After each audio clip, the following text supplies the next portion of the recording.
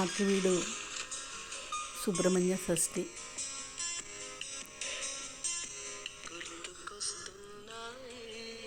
నా జ్ఞాపకాలు 55 సంవత్సరాల క్రితంకి వెళ్ళిపోయినాయి ఈ షష్ఠి చూస్తుంటే.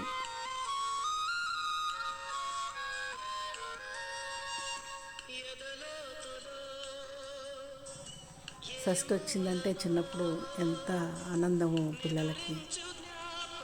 అప్పట్లో పెద్దవాళ్ళంతా మావయ్యలు, నానమ్మలు, తాతలు, అత్తలు పిల్లలకి అందరికీ డబ్బులు ఇచ్చేవాళ్ళు. షష్ఠిలో పిల్లలకి ఆనందం కలిగించే బొమ్మలు, చాలా కొట్లు ఉండేవి, చాలా జనం. తెల్లవారుజాము 2 గంటల నుంచి మొదలయ్యేది. చుట్టుపక్కల ఊళ్ళు వాళ్ళందరూ కూడా ఆకివీడు సుబ్రహ్మణ్య స్వామి గుడి అంటే చాలా సత్యంగల దేవుడని ఎక్కడెక్కడి నుంచో ఇక్కడికి వచ్చేవాళ్ళు. దాంతో ఆ రోజంతా కూడా చాలా హెవీ రష్ ఉండేది అక్కడ. షష్ఠికి వెళ్తుంటే ఆ సౌండ్లు, బూరలు ఊదేవాళ్ళు ఎక్కువ.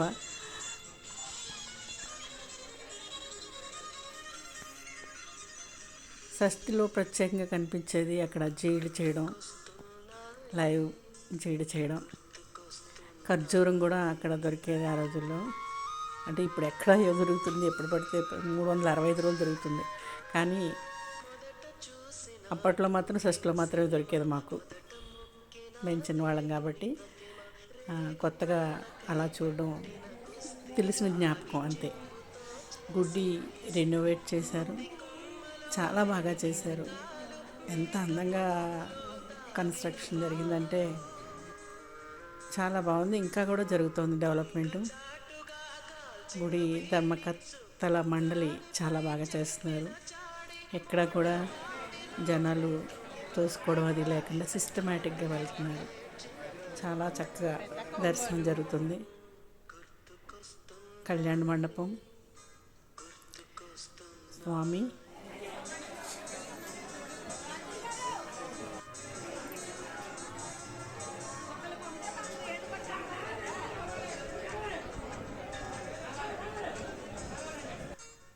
సుబ్రహ్మణ్య స్వామి, వల్లి దేవసేన సమేత సుబ్రహ్మణ్య స్వామి కొలువు తీరి ఉన్నారు.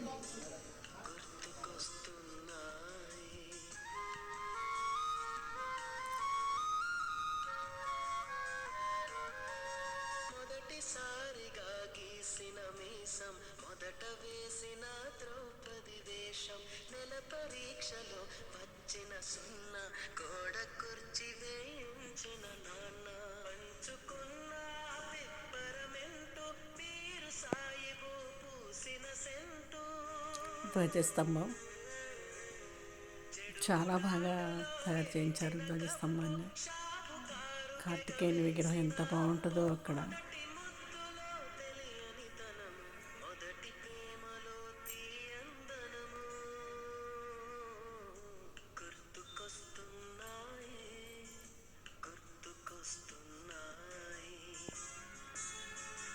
చాలా వేడుకగా చేస్తున్నారు. అక్కడ జరుగుతుంది సుబ్రహ్మణ్య స్వామి షష్ఠి.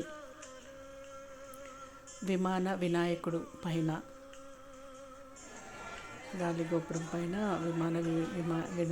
విమాన వినాయకుడిని ప్రతిష్ఠించారట.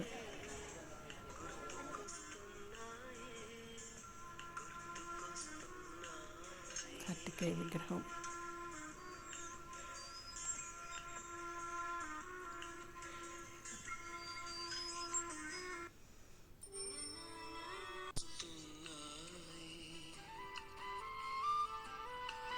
కళ్యాణ మండపం,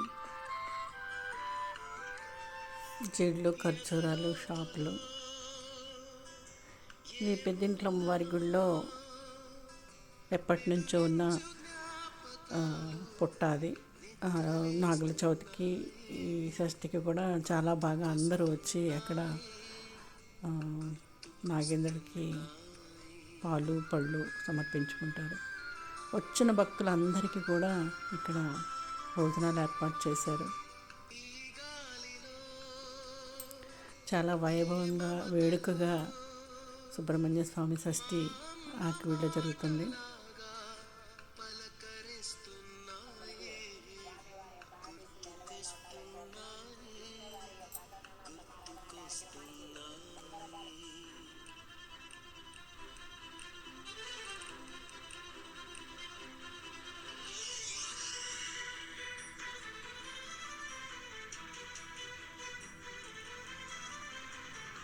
పిల్లలు ఆడుకోవడానికి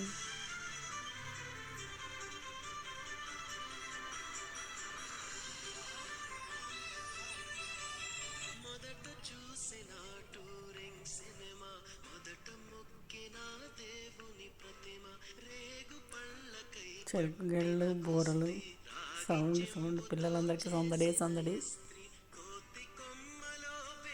ఆ గాలికి తిరిగే చక్రాలతోటి పిల్లలందరూ పరిగెడుతూ ఉంటారు.